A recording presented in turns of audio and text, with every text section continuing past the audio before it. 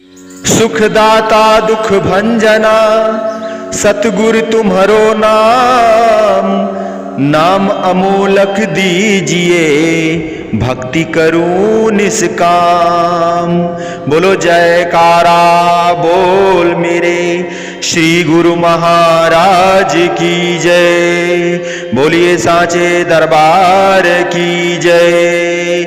श्री आनंदपुरवासी भगवान की जय। श्री नगली निवासी भगवान की जय। समस्त भगत जी को जय सच्चिदानंद जी। भगत जी इस चैनल को सब्सक्राइब कीजिए, वीडियो को लाइक कीजिए और वीडियो को ज्यादा से ज्यादा शेयर कीजिए ताकि यह भक्तिमय सत्संग समस्त गुरुमुख जन तक पहुंच सके और आप भी पुण्य के भागी बन सके। जय सच्चिदानंद भगत जी। सभी महापुरुष वेद शास्त्र तथा सत्पुरुषों की वाणियां भक्ति की महिमा का गान करती हैं। भक्ति की महिमा को कोई एक प्रकार से वर्णन करता है तो कोई अन्य प्रकार से। जिस भक्ति की महिमा है इतनी है तथा जिसे सात्विक प्रकाश कहा जाता है, वह क्या वस्तु है और उसे किस प्रकार से प्राप्त किया जाता है। श्रद्धा विश्वास के द्वारा मन को निर्मल बनाना जिससे कि उसमें भक्ति का प्रकाश भरा जाए, इसके लिए सत्य व्यवहार की आवश्यकता है। गुरु के प्रति कोई छल कपट का व्यवहार करे अथवा आज्ञा उल्लंघन करे तो क्या उसके हृदय में भक्ति का प्रकाश हो सकेगा? कदापि नहीं। गुरु आज्ञा का उल्लंघन करने पर काल और माया जीव पर अधिकार प्राप्त कर लेते हैं। यदि सेवक आज्ञा रेखा के भीतर रहे तो काल का दांव उस पर नहीं चल सकता।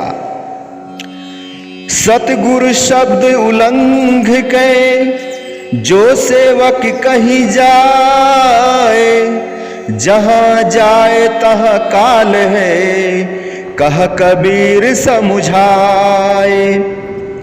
सदगुरु के वचन का उल्लंघन करके सेवक कदापि सुखी नहीं रह सकता, क्योंकि वह जहां भी जाएगा सर्वत्र उसे फंदे में फंसाने के लिए काल विद्यमान है। गुरु आज्ञा की परिधि में रहने वाले सेवक का तो काल भी कुछ नहीं बिगाड़ सकता। श्री कबीर साहब जी का कथन है कि इस परिधि से बाहर होते ही सेवक पर काल का दांव चल जाता है और वह उससे अपना बचाव नहीं कर सकता। माया और काल का चक्र संसार में दिन रात चल रहा है। सीता रूपी सुरति अहंकार रूपी रावण की कैद में पड़ गई है। इसे अहंकार के बंधन से मुक्त कराने के लिए गुरु आज्ञा पालन आवश्यक है।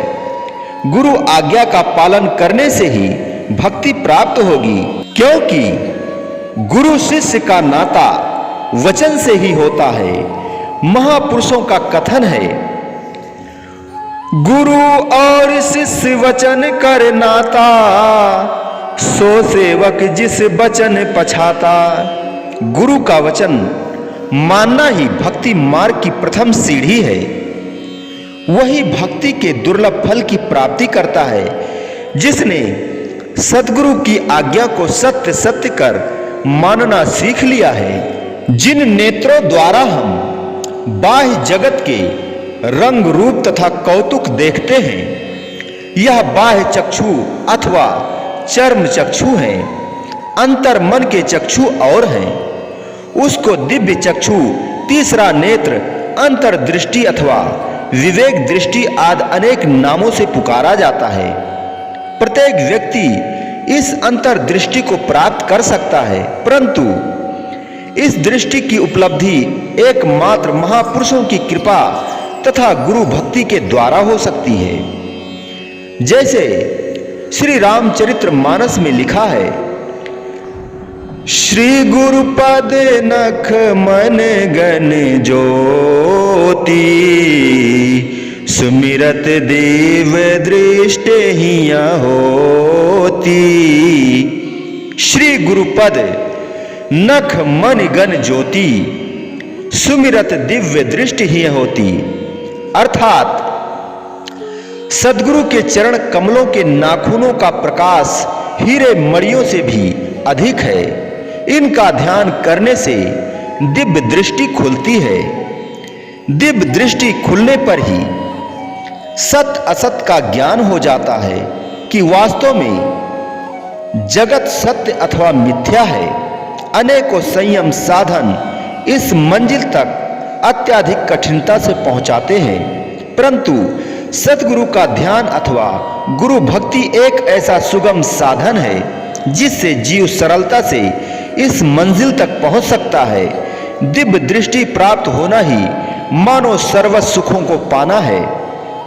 यह दिव्य दृष्टि सद्गुरु के चरण कमलों का ध्यान करने से अथवा शब्द अभ्यास की कमाई से प्राप्त होती है, जिससे मोह माया का समस्त अंधकार दूर हो जाता है और विमल प्रकाश की प्राप्ति होती है। यही दिव्य नेत्र अथवा तीसरे तिल को ही शिव नेत्र कहते हैं, जो सद्गुरु की कृपा बिना नहीं खुल सकता। अतएव सद्गुरु की शरण में जाकर नाम की कमाई से दिव्य दृष्टि खोलने का ढंग सीखना चाहिए। जीवात्मा कुल मालिक का अंश है। अंश को यदि अपने मालिक से, जिसका कि वह अंश है, मिलने की सच्ची लगन हो तो उसका मालिक से मिल जाना कुछ कठिन नहीं है।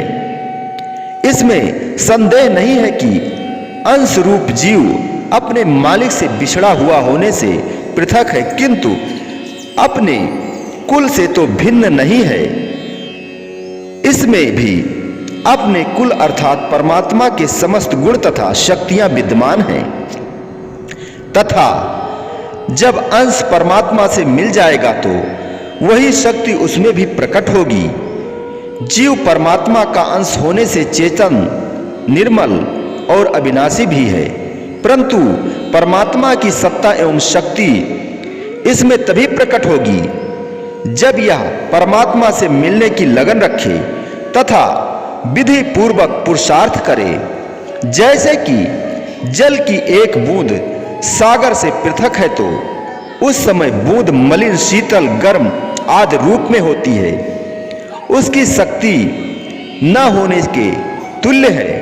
परंतु जब वही बूंद अपने भंडार अर्थात सागर से मिलकर उसमें समाहित हो जाती है तो वह सागर रूप हो जाती है, अर्थात वह स्वयं सागर हो जाती है। इसी प्रकार जीव रूपी सूरत जो मालिक रूप शब्द से बिछुड़ी हुई है तथा बिछुड़कर चिरकाल से संसार के बंधन में पड़ी क्लेश ग्रस्त हो रही है, यदि वह शब्द से मिल जाए तो इसकी शक्ति अनंत और अपार हो जाए, फिर तो वह सदा सर्वदा के लिए दुख क्लेश आदि के कुचक्र से मुक्त होकर शाश्वत आनंद एवं अस्थायी सुख की प्राप्ति करती हुई उसी परम सुख में समा सकती है। सूरत में चेतन सत्ता एवं आनंद का अस्तित्व तो है, परंतु जब तक यह शब्द से न मिले इसमें सत्ता और शक्ति नहीं आ सकती। तनिक सूरत को पिंड देश से हटाकर ब्रह्मांड में ले जाकर तो देखें, मालूम होता है कि वहां पहुंचकर कितना अपूर्व आनंद एवं अनंत शक्ति सूरत को प्राप्त हो रही है।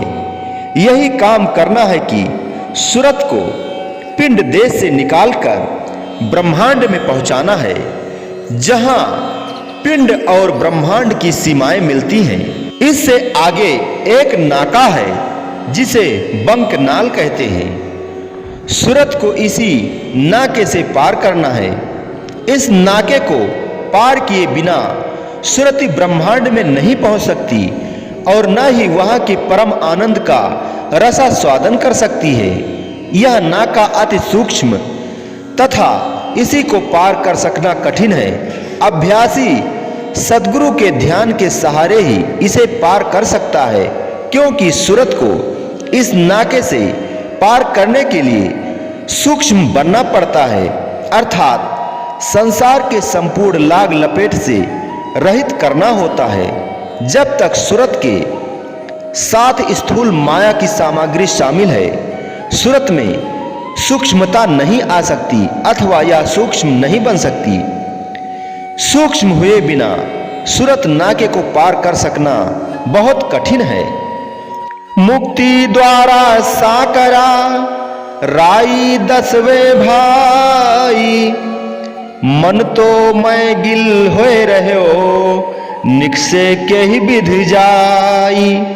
श्री कबीर साहब जी कहते हैं कि मुक्ति का द्वार अर्थात ब्रह्मांड देश में प्रवेश पाने का नाका तो अति संकीर्ण व राई के दाने के 10वें अंश से भी अधिक सूक्ष्म है, परंतु मन तो हाथी के समान स्थूल हो रहा है।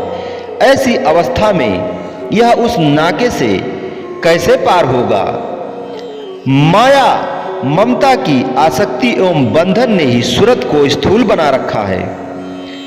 सूरती अथवा मन हाथी के समान स्थूल होने का यही अभिप्राय है। जब तक सूरती जगत के बंधनों तथा विषय विकारों की आसक्ति से मुक्त न होगी, यह सूक्ष्म न बन सकेगी तथा इसकी वर्तमान स्थूल अवस्था में उस नाके को पार कर सकना कठिन ही नहीं असंभव भी है।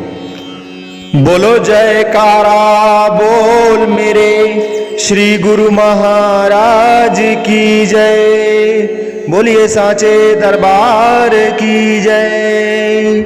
श्री आनंदपुरवासी भगवान की जय। श्री नगली निवासी भगवान की जय। समस्त भगत जी को जय सच्चिदानंद जी।